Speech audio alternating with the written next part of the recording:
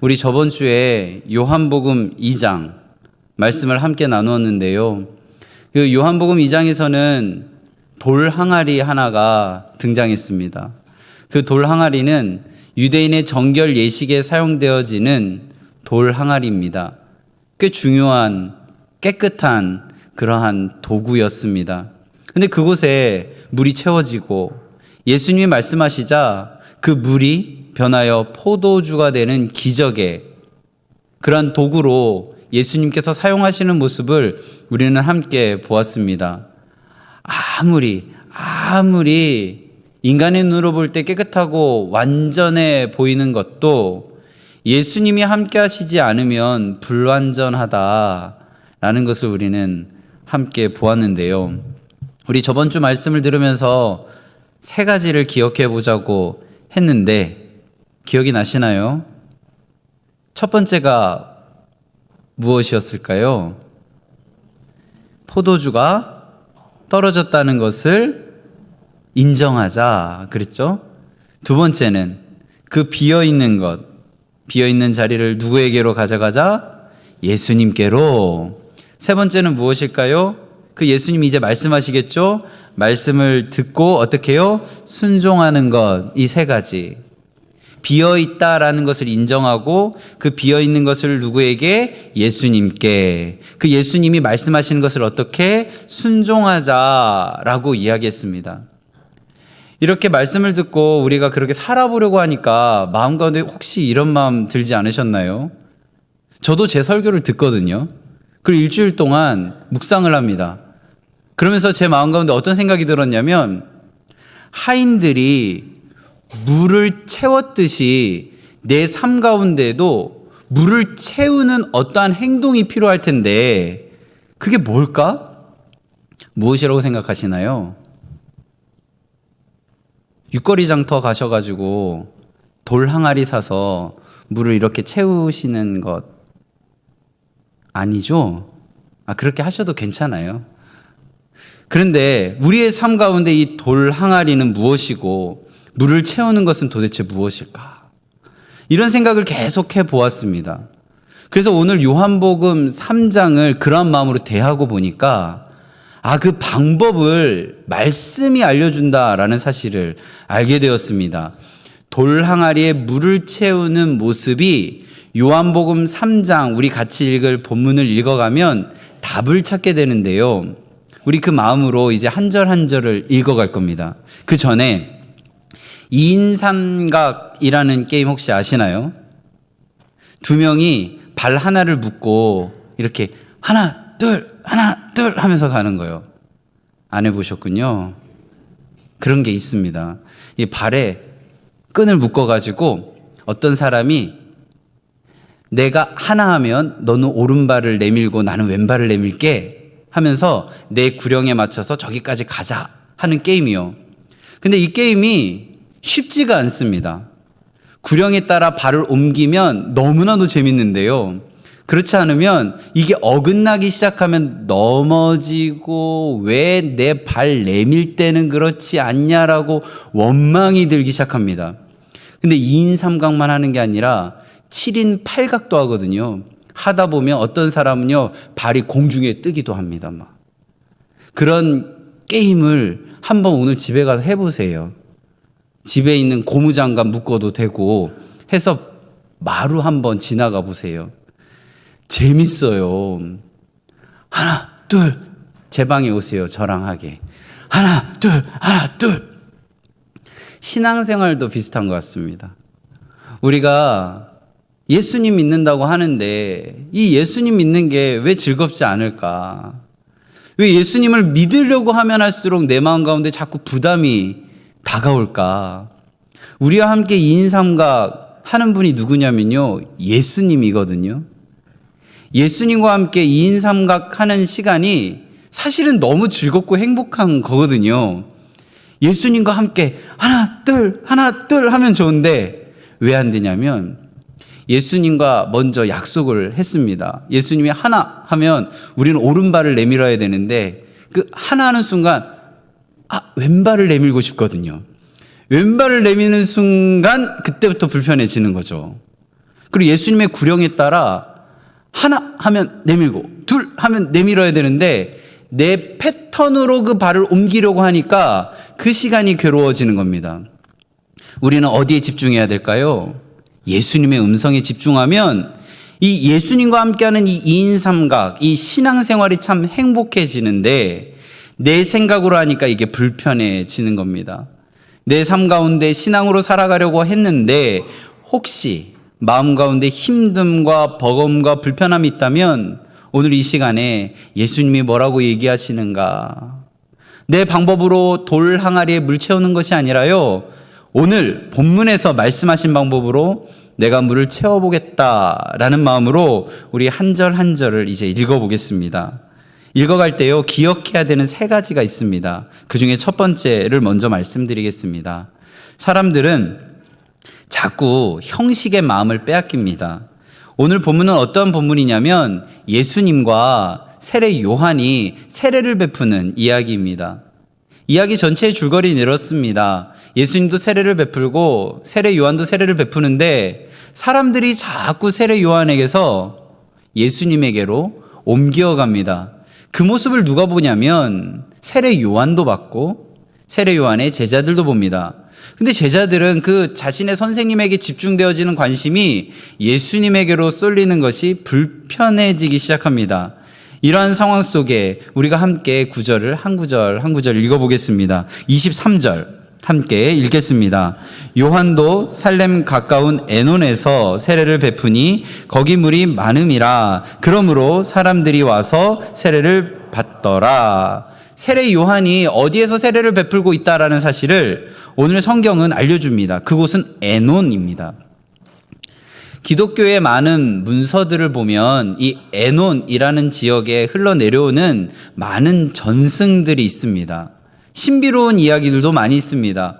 그런데 성경은 그 신비로운 전승을 기록하는 것이 아니라 에논에서 세례를 베푸는 이유를 이렇게 이야기합니다. 거기 물이 많음이라. 너무나도 기본적이고 너무나도 담담한 이유입니다. 물로 세례를 하니까 물이 많은 곳에 가서 한 거야 라고 이야기를 하고 있는 것이죠. 이 점이 우리에게 참 중요한 의미입니다. 왜냐하면 사람들은 늘 장소에 의미를 둡니다. 오늘 성경은 그 장소의 의미를 어떻게 보려고 하냐면 그 땅이 담아내는 의미가 아니라 그곳에서 어떠한 이야기가 있는지에 주목하게 합니다. 에논은 그저 물이 많았던 곳인데 그곳에서 어떠한 이야기가 있는가, 그리고 그 이야기는 누구를 가리키고 있는가에 주목합니다. 우리 24절 함께 읽겠습니다. 요한이 아직 옥에 갇히지 아니하였더라. 이 구절은 무엇을 의미하냐면요, 요한이 아직 영향력이 있었다라는 겁니다. 요한이 아직 왕성하게 활동을 했다라는 것을 의미합니다.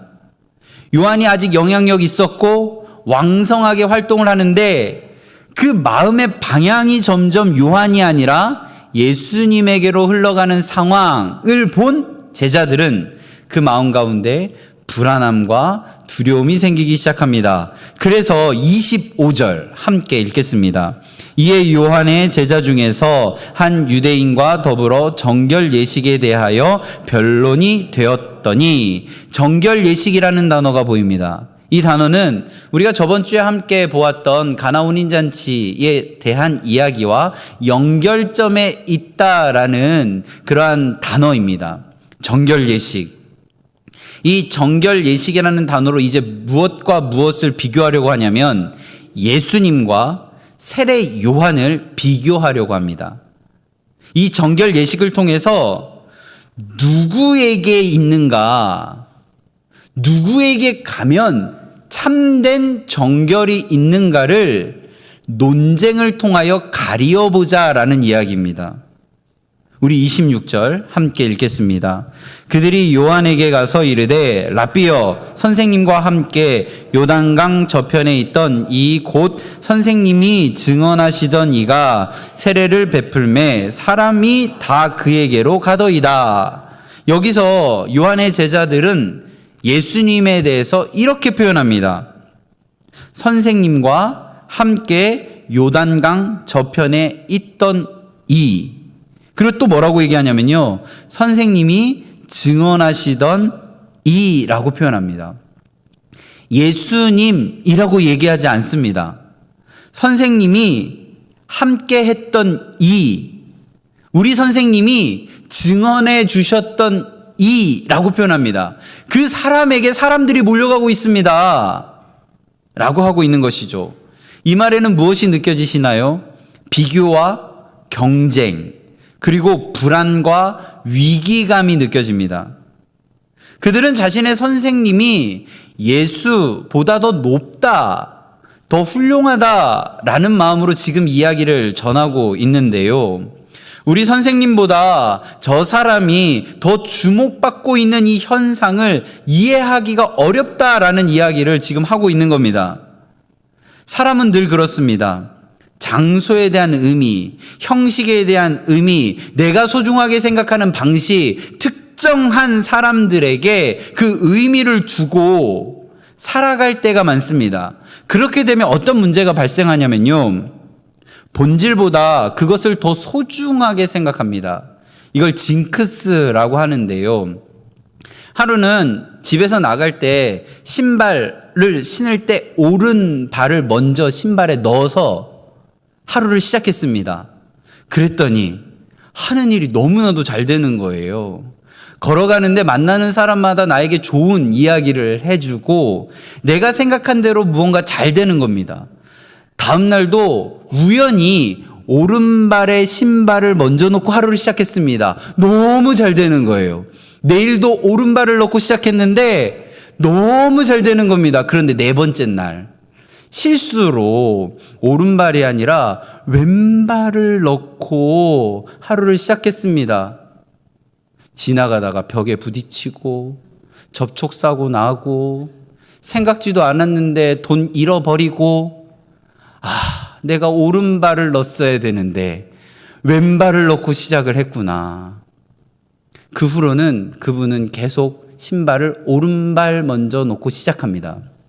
그게 중요한 것인가요?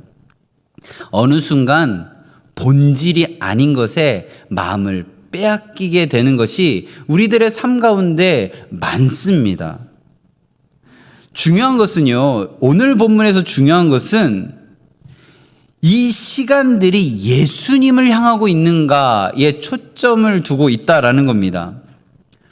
예수님께 초점을 두고 있기에 멈추고 있는가를 물어보고 있는 겁니다. 정결 예식, 세례, 장소, 사역, 이 모든 것 사실은 중요하고 소중한 것들입니다. 그런데 그 모든 것들이 예수님을 가리키지 않는 순간 어떻게 되냐면요, 중심을 잃어버립니다. 성경은 우리에게 묻습니다. 그래서 결국 어디로 가고 있는가? 지금 우리는 어디로 가고 있는가를 묻고 있습니다. 예수님께 가고 있는가가 핵심이라는 것이죠. 우린 지금 여기 모두 모여서 교회에서 예배를 드리고 있습니다. 예배를 드리고 있는데 내 마음의 중심이 하나님이 아닌 순간 내가 하고 싶은 기준, 내 익숙함을 붙드는 순간 어떻게 되냐면요, 하나님 앞으로 가는 이 시간의 중심이 흐트러지게 되는 것입니다. 참된 신앙은 예수님께로 가는 시선에 있다라는 것입니다. 우리가 기억해야 되는 두 번째를 알려드리겠습니다. 참된 신앙은 내 자리를 내어드리는, 예수님께 내 자리를 내어드리는 것입니다. 세례 요한은요, 제자들의 불안함과는 달리 아주 다른 반응을 보여줍니다. 우리 그 반응을 보겠습니다. 27절 함께 읽겠습니다. 요한이 대답하여 이르되 만일 하늘에서 주신 바 아니면 사람이 아무것도 받을 수 없느니라. 세례 요한은요, 지금 이 모든 것이 하나님이 주신 것이라고 믿습니다. 예수님이 사역이 커져가는 것, 자신을 위협하는 것이 아니라 하나님이 주신 것이라고 받아들이고 있습니다.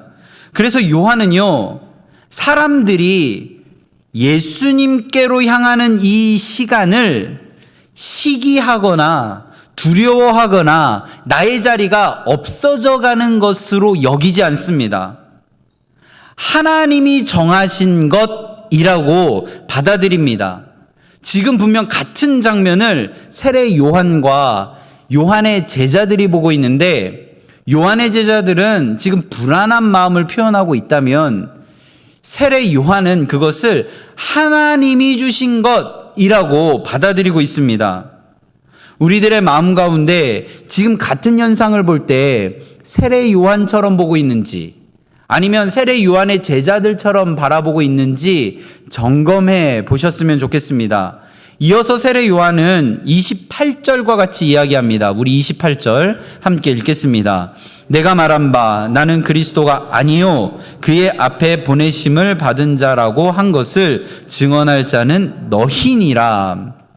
세례 요한은요, 자신의 정체성을 분명하게 알고 있었습니다. 자기가 누구인지 알고 있었습니다. 그래서 나의 삶에 내 역할에 충실하게 그 시간을 보내는 것이 중요하지, 누군가가 커져가는 것은 중요하지가 않습니다. 예수님이 커져가는 것 하나님의 뜻, 내가 지금 하는 것 하나님의 뜻으로 받아들이고 있는 것이죠. 그래서 29절과 같이 이야기하는데요. 우리 함께 29절 읽겠습니다. 신부를 취하는 자는 신랑이나 서서 신랑의 음성을 듣는 친구가 크게 기뻐하나니 나는 이러한 기쁨으로 충만하였노라. 자신을 신랑이 아니다, 나는 신랑의 친구라고 이야기합니다. 신랑의 친구가 신랑의 자리를 대체할 수 없다라는 겁니다. 이런 것이죠. 여기 결혼식장이라고 우리 상상해 봅시다. 그래서 사회자가 신랑 입장 했는데 신랑 친구가 나오는 겁니다. 상상이 되시나요? 전혀 상상이 안 되는 이야기라는 것이죠. 신랑의 역할을 신랑의 친구가 하는 순간 그것은 그냥 웃긴 해프닝이 아니라 이거는 사고입니다. 사고. 세례 요한은 지금 자신의 정체성을 분명하게 이야기하고 있는 겁니다. 그래서 나는 그런 소식을 듣고도 불안하지 않다라고 이야기하는 것이죠. 오히려 무엇이라고 얘기하냐면 기쁨이 충만하다라고 표현하고 있습니다. 왜요? 예수님이 드러나고 있기 때문입니다. 믿음은 내가 중심에 서는 게 아닙니다. 믿음은 예수님께 자리를 내어드리는 것입니다.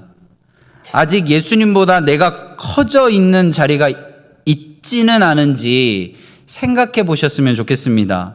참된 신앙은요, 내 자리를 지키는 데 있는 것이 아니라 예수님이 드러나시는 것을 기뻐하는 것입니다. 예수님을 따르는 사람은요, 늘 이러한 유혹이 있습니다. 예수님 대신하고 싶은 마음이요. 그러나 세례 요한은 그것이 얼마나 어리석은 일인지를 알고 있었습니다. 그래서 지금 오늘 본문을 읽어가면요, 세례 요한이 자신의 권리나 공로를 주장하지 않습니다. 그것이 패배나 시간들 속의 뒤처짐이 아니다 라고 여기며 기쁨이라고 말하는 이유는 지금 눈앞에 예수님이 드러나고 있기 때문입니다. 우리가 해야 할 것은요, 이런 겁니다. 내 삶에 예수님이 드러나기를 바랍니다. 내 삶에 예수님이 나타나시기를 바랍니다. 그것으로 인하여 내가 기쁨의 고백을 올려드리기를 소망합니다 라고 하루를 살아가는 것이죠. 제가 설교를 준비하는 내내 제 마음 가운데 계속해서 맴도는 찬양이 하나 있어 나누려고 합니다. 주보 사이에 악보를 제가 껴드렸는데요.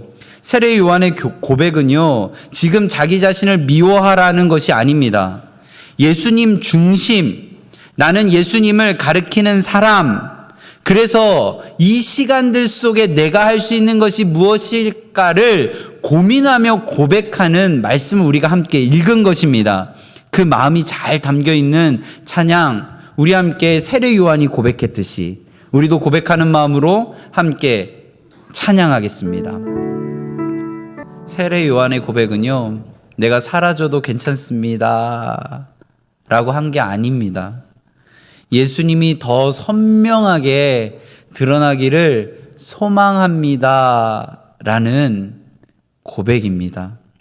우리가 기억해야 될 마지막 세 번째, 내 인생의 복은 예수님이 흥하시는 데 있습니다. 마침내 세례 요한은 가장 결정적인 말 한마디를 남깁니다. 우리 30절 함께 읽겠습니다. 그는 흥하여야 하겠고 나는 쇠하여야 하리라 하니라. 내가 망해야 예수님이 잘 된다 라는 뜻이 아닙니다. 이 말의 핵심은 내가 얼마나 쇠하느냐 그 자체에 있지가 않고 내 인생의 중심 가운데 계신 예수님이 흥하여야 합니다 라는 표현이죠. 세례 요한은요, 그래서 자신이 비추어지는, 점점 줄어들고 사람들에게 잊혀져 가는 것이 중요하지가 않습니다. 지금 이 시간에 예수님이 어떻게 드러나실까, 예수님이 어떻게 나타나실까, 이것만을 보고 있는 것이죠. 어거스틴이 이런 말을 남겼습니다. 나는 듣는다. 그는 말씀하시는 분이다. 나는 깨우침을 받는다. 그는 빛이시다. 나는 귀다. 그는 말씀하신다. 세례 요한도 지금 이런 비슷한 이야기를 하고 있는 겁니다. 자신이 낮추기 위해 일부러 비참한 자리로 가는 것이 아니라 지금 나의 삶 가운데 최선을 다해 성실하게 이 시간을 감당하면, 하나님이 나에게 주신 역할을 잘 감당하면 예수님이 드러나심의 순간 그 모든 것들이 나에게 은혜로 다가온다라고 믿는 발걸음을 옮기며 나아가는 것이죠. 나는 비추는 자가 아니라 비추임을 받는 자다. 나는 말하는 자가 아니라 듣는 자다라고 이야기하고 있는 겁니다. 그래서 그는 흥하여야 하겠고 나는 쇠하여야 하리라 라고 고백하는 것이죠. 예수님 믿는다는 것은요, 예수님을 돕는 조연이 아니고요, 예수님을 대신하는 것 더더욱 아니고요, 예수님을 드러나시기 위하여 한 걸음 뒤로 물러서서 그 발걸음을 잠깐 멈춰서 예수님이 드러나시기를 기대하는 삶이라는 것입니다. 우리는 보통 그렇습니다. 내가 커져야 복인 줄 압니다. 내가 인정받아야 복인 줄 압니다. 내가 드러나야 성공인 줄 알죠. 그런데요, 세례 요한의 시선으로 지금 이 시간을 바라보면 진짜 복은 예수님이 흥하는 것이 드러나는 것이 복이라는 것입니다. 내가 커져가는 것 인생의 복 아닙니다. 예수님이 내 삶에 더 선명히 드러나는 것이 진짜 복입니다. 예수님 믿는다는 것은요, 그 복을 따라가는 것입니다. 그래서요, 우리에게 중요한 것은 쇠함 자체가 아니고 우리가 붙들어야 될 것은 예수님의 흥함이라는 것입니다. 내가 비워지는 것은요, 공허해지는 게 아닙니다. 내가 비워져야 예수님이 채워지는 것이거든요. 오늘 본문은 우리에게 세 가지를 알려줍니다. 첫 번째는 뭐냐면 자꾸 사람은 형식의 마음을 빼앗기게 된다. 두 번째는 예수님께 내 자리를 내어드려야 한다. 마지막 세 번째, 이 세 번째를 우린 꼭 기억해야 합니다. 인생의 복은 예수님이 흥하시는 데 있다. 세례 요한은요, 그것을 알았기에 기쁨의 자리에 서 있었던 것입니다. 우리 시편 115편 1절 함께 읽겠습니다. 여호와여, 영광을 우리에게 돌리지 마옵소서. 우리에게 돌리지 마옵소서. 오직 주의 인자하심과 진실하심으로 말미암아 주의 이름에만 영광을 돌리소서. 이 고백이 지금 세례 요한의 마음이고 우리 모두의 고백이 되기를 소망합니다. 내 이름이 아니라 주님의 이름이 높아지는 것, 내 자리가 아니라 예수님의 이름이 흥하여지는 것, 이것이 우리의 기쁨이 되기를 소망합니다. 설교가 시작할 때 제가 여쭈었던 질문 생각나시나요? 어떻게 할 때 돌 항아리에 물을 가득 채울 수 있을까? 하인들이 예수님의 음성 듣고 물을 채웠던 그 행동이 내 삶 가운데 어떻게 나타날 수 있을까? 그 답이 바로 세례 요한이 우리에게 알려주는 모습입니다. 이것을 한 문장으로 하면 어떻게 되냐면요. 그럴 만한 이유가 있겠지입니다. 내 삶을 최선을 다하고 나타난 현상을 바라보면서 어떻게 해요? 그럴 만한 이유가 있겠지. 가고 서는 모든 시간, 들려지고 낮춰지는 모든 시간이 누구 안에 있냐면 하나님 안에 있다라는 거예요. 천지 만물을 창조하신 하나님이, 우리를 누구보다도 사랑하시는 하나님이 가고 서고 들리고 낮춰지는 모든 시간들을 하나님의 뜻하신 가운데 이끌어지고 있다라고 믿으신다면, 그걸 정말 믿으신다면 어떻게 하라고요? 그럴 만한 이유가 있겠지. 나는 지금 엄청 빨리 달리고 싶은데 눈앞에 빨간불이 켜져 있으면 어떻게 해요? 나 지금 달려야 되는데. 그럴 만한 이유가 있겠지. 나는 그렇게 한 게 아닌데, 나는 그런 의도로 말한 게 아닌데, 누군가 나에게 오해에 섞인 이야기를 얘기할 때 어떻게 해요? 붙들고 아니야, 그게 아니라 어떻게 해요? 그럴 만한 이유가 있겠지. 내가 힘을 꽉 주고 무언가를 지금 해내야 돼요. 지금 나에게는 그 힘이 너무나도 필요해요. 그런데 내 삶을 볼 때 힘이 자꾸 빠지는 거예요. 그럼 어떻게 하라고요? 그럴 만한 이유가 있겠지. 주권을 하나님께 돌리는 겁니다. 하나님이 하시는 거예요. 하나님이 그것들을 하시는 겁니다. 그게 돌 항아리에 물을 가득 채우는 하인들의 순종의 모습인 것입니다. 하인들이 물에 돌이란다. 오늘 왜 이러죠? 하인들이 돌 항아리에 물을 가득 채웠더니 어떻게 됐어요? 물이 변하여 포도주가 되었던 기적, 우리의 삶에 있다라는 겁니다. 그 키가 되는 단어가 뭐라고요? 그럴 만한 이유가 있겠지. 나는 최선을 다해 내 삶의 자리에서 몸부림을 치면 하나님이 그의 가장 좋음으로 나에게 응답하실 것이라는 믿음으로 그럴 만한 이유가 있겠지. 우리 충청도 언어로 해볼까요? 괜찮아요. 아시겠죠? 하나님 그렇게 안 해도 괜찮아요. 제가 아직 네이티브 스피커 정도는 아니네요. 그럴 만한 이유가 있겠지. 같은 모습을 봐도요, 세례 요한은 은혜로 받아들였습니다. 세례 요한의 제자들은 어떻게 했어요? 불안과 두려움으로 받아들였습니다. 세례 요한이 은혜로 받아들일 수 있었던 것은 하나님이 주셨다라고 믿었기 때문입니다. 밀려남이 아니에요. 잊혀짐이 아닙니다. 하나님이 하시는 일, 그 현장에서 예수님이 흥하시는 것을 바라보는 기쁨 안에 있었다라는 겁니다. 이번 한 주 내 이름보다 예수님의 이름이 높아지기를, 내 고집보다 예수님의 뜻이 앞서기를, 내 마음보다 예수님의 마음에 더 맞추어진 삶을 살아가기를, 이 자리에 있는 모든 분들이 그렇게 되기를 간절히 바라고 축복합니다. 정결, 세례, 예배의 자리, 사역, 이 모든 것들 예수님이 드러나기 위한 자리라는 것이죠. 그래서 참된 신앙의 시작은요, 예수님이 드러나는 것, 그것에 집중하는 겁니다. 우리의 삶 가운데 세례 요한의 고백이, 그리고 우리들의 마음 가운데 있는 이 진정 담아내는 고백이 가득하기를 소망합니다. 그는 흥하여야 하겠고 나는 쇠하여야 하리라. 이 은혜가 이 자리에 있는 모든 분들에게 동일하게 임하기를 간절히 바라고 축원합니다. 우리 나눈 말씀 기억하며 함께 기도하겠습니다.